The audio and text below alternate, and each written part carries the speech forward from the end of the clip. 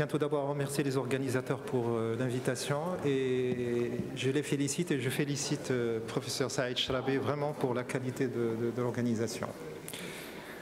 Alors effectivement, je vais parler des sténoses aortiques chez l'enfant qui peuvent siéger à différents niveaux, donc comme vous le savez, valvaire, supravalvaire et sous-aortique. On ne va pas parler des autres obstacles de la voie d'éjection.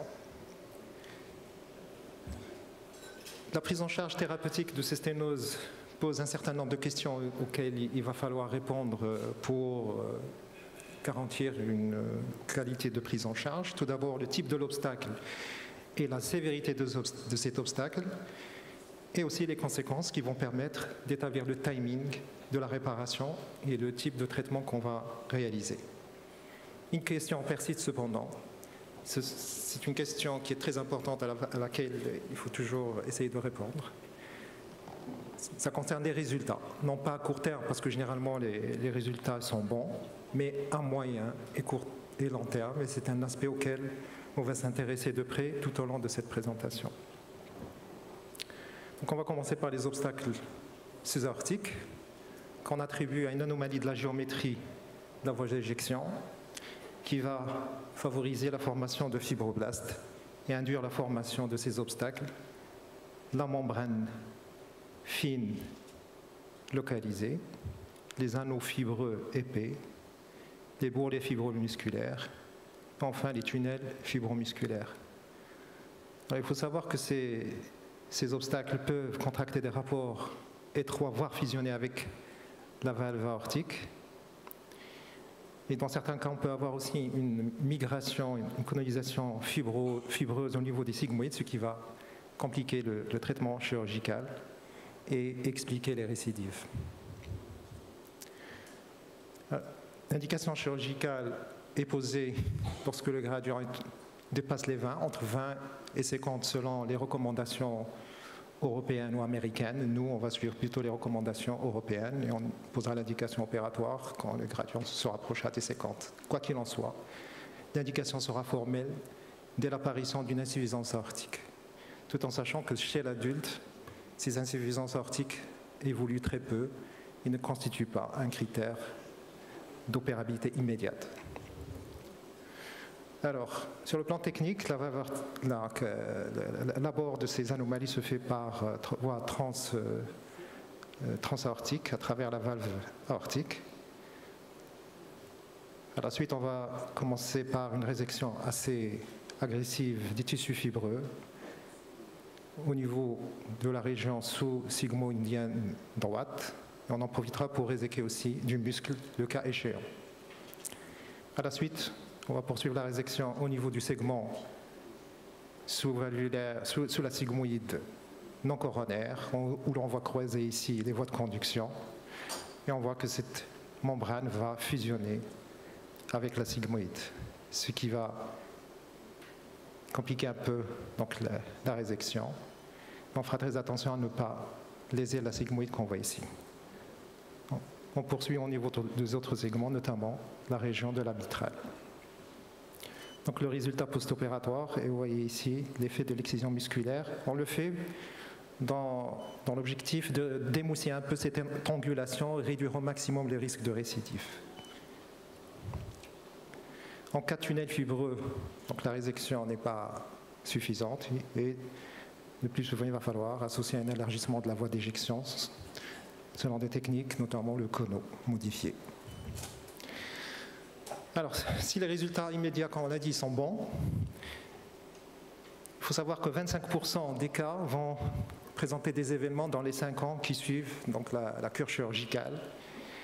Et les facteurs de récidive sont essentiellement le type d'obstacle.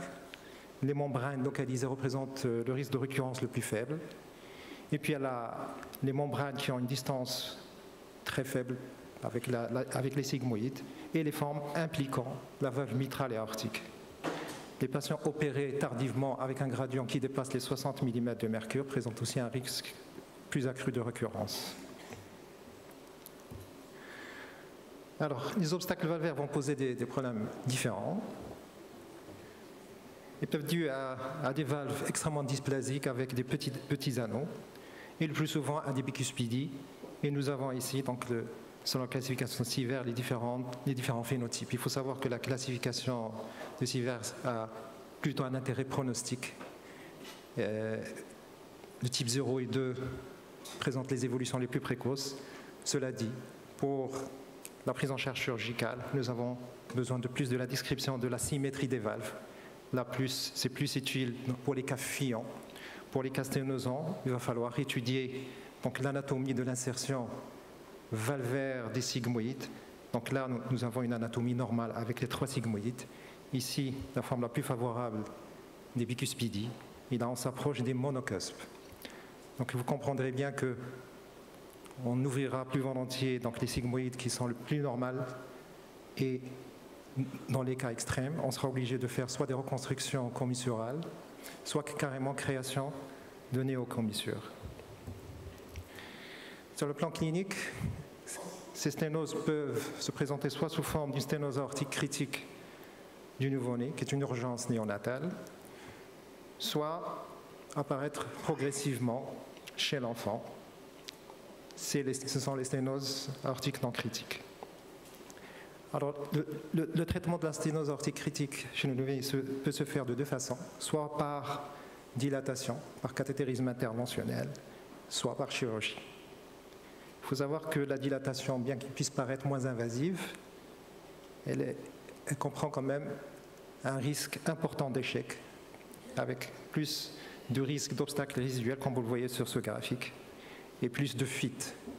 La chirurgie présente de meilleurs résultats à court terme. Cependant, la mortalité est plus élevée quand on opère des patients avec une fraction d'éjection altérée, comme vous le voyez sur ces courbes. C'est pour ça qu'il est recommandé de réaliser une dilatation quand la fraction d'éjection est très altérée. Dans le cas contraire, il serait idéal d'opérer ces patients. Mais cela dit, ça dépend des centres et en fonction de l'expertise disponible au niveau local. Alors, en dehors de la période néonatale, l'indication opératoire se fera dès que le gradient atteindra les 50 mm de mercure. Et là se pose la question d'autres techniques thérapeutiques. En plus de la dilatation percutanée et des plasties chirurgicales, on peut évoquer le ROS, ou bien les reconstructions intégrales. Et enfin, le remplacement valvulaire aortique qui doit être indiqué en dernier recours, vu les risques que cela comprend chez l'enfant. Même chez l'adulte, un remplacement valvulaire par prothèse réduit l'espérance de vie, comme vous le savez, de 15 ans. Alors, la réparation chirurgicale va faire appel, quand l'anneau est normal, à un certain nombre de techniques. Et vous avez là les différents procédés, du plus simple au plus complexe. Alors, une correction simple, le plus souvent réalisée chez le nouveau-né. Et là, nous avons l'exemple d'un cas de quelques jours admis en urgence avec une sténose aortique critique, une dysfonction ventriculaire sévère. L'indication opératoire a été posée. Là, donc, après identification de la commissure, procéder à l'ouverture minutieuse suivie de l'amincissement des cuspes pour permettre une meilleure cinétique de ces cuspes. Et on termine par la résection de tous les bourrelets fibreux pouvant gêner la valve aortique. Le résultat post-opératoire avec une fuite qualifiée de modérée. Donc l'alternative, comme on l'a dit, c'est la dilatation, comme vous le voyez là. Donc c'est un cas qui a été fait par notre collègue Samuel Atmani à Fès. Vous voyez l'ouverture de la valve. Et vous comprendrez que là, on ne peut pas agir sur les autres composantes, notamment l'amincissement des sigmoïdes et l'ablation des différents bourrelets fibreux. Quoi qu'il en soit, ça reste quand même la meilleure approche pour les cas avec dysfonction ventriculaire sévère, quand c'est possible. Alors, en dehors de la période néonatale, on peut réaliser des corrections plus complexes, dont l'objectif, c'est de créer au moins 2 commissures fonctionnelles sans fuite. Donc là, selon les techniques décrites par Schaeffer, donc là, au cas du bicuspidie, on peut réaliser une reconstruction commissurale avec du péricarde. Et en cas de monocuspe, on peut carrément réaliser une création d'une néocommissure. Donc l'aspect péropératoire, on identifie les zones non fonctionnelles qui sont réséquées et remplacées par du péricarde, l'aspect final, qui paraît très satisfaisant. Et les résultats post-opératoires aussi, avec une ouverture extrêmement suffisante. Donc là aussi, le problème, c'est la récurrence et le risque de réopération à moyen terme.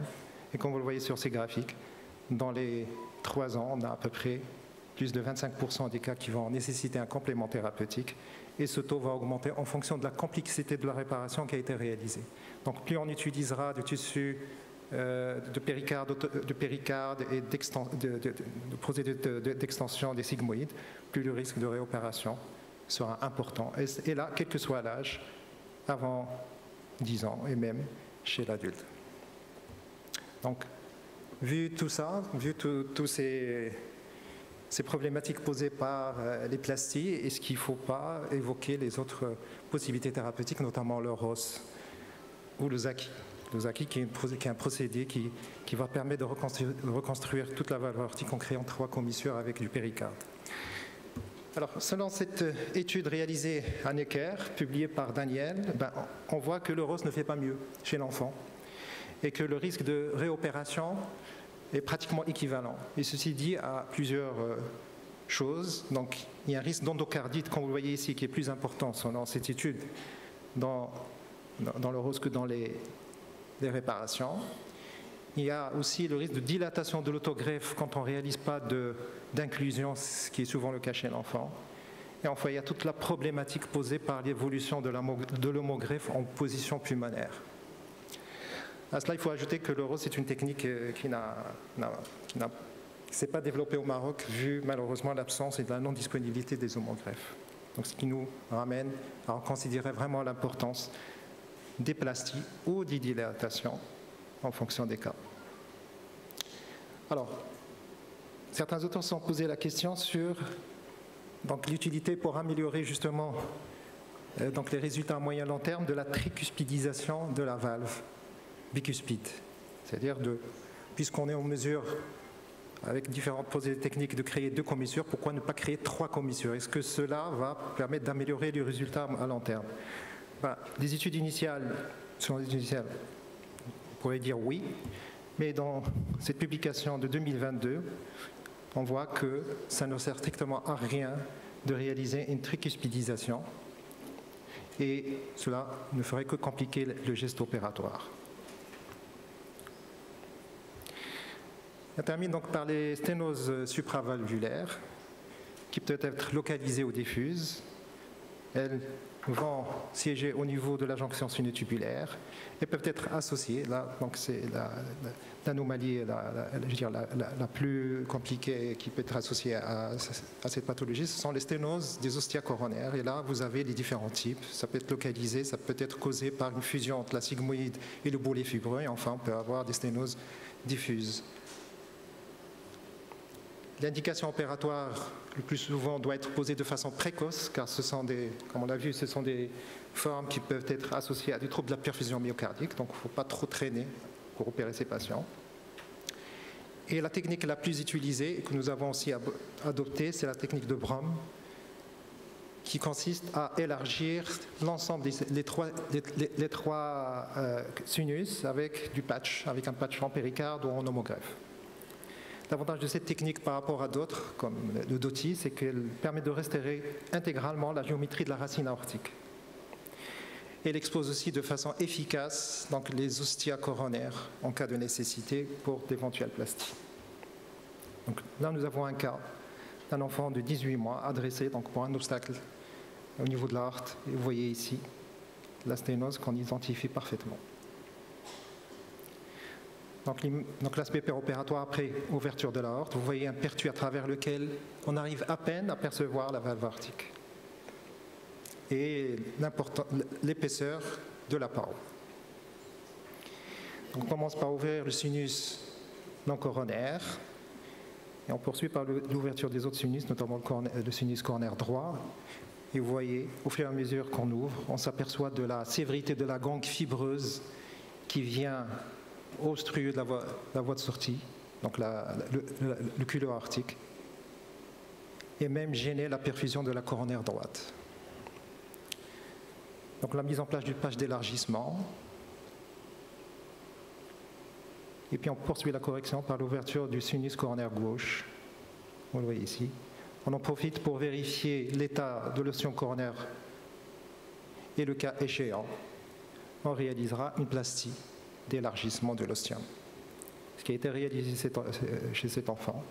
Et on poursuit par l'élargissement du sinus. On vérifie à la fin la parfaite perméabilité du sinus coronaire, de l'ostium coronaire, pardon. Et à l'aspect final du culot aortique, vous remarquez, voilà, remarquez la différence par rapport au pertuis que nous avions au début à l'ouverture. L'aspect final de la racine aortique. Alors les résultats sont bons, avec plus de 85% de survie à 10 ans. Cependant, là aussi, il y a un risque de récidive. Un risque de récidive en cas de syndrome de Williams et lorsqu'on utilise des techniques inadaptées. Il y a aussi d'autres facteurs favorisant la récidive, notamment la petite racine aortique. Et enfin, lorsqu'on est amené à intervenir chez des enfants de moins de 1 an. Donc là, ça expose à un taux de récidive plus important. Alors en résumé, il faut se faire à l'idée que les sténoses aortiques chez l'enfant sont des pathologies chroniques qu'il va falloir prendre en charge à vie. Il faut une stratégie thérapeutique qui doit tenir compte de ça. Et on ne doit intervenir ni trop tôt pour retarder au maximum les réinterventions, ni trop tard pour ne pas avoir à gérer des complications supplémentaires, notamment les complications au niveau de la valve aortique et au niveau du ventricule gauche. La technique idéale, à mon avis, reste quand même pour les sténoses valvaires, des techniques de plastie chirurgicale. Quel que soit le cas, la prise en charge de ces patients améliore de façon considérable leur pronostic vital et leur permet une qualité de vie qu'on peut qualifier d'excellente. Voilà, je vous remercie.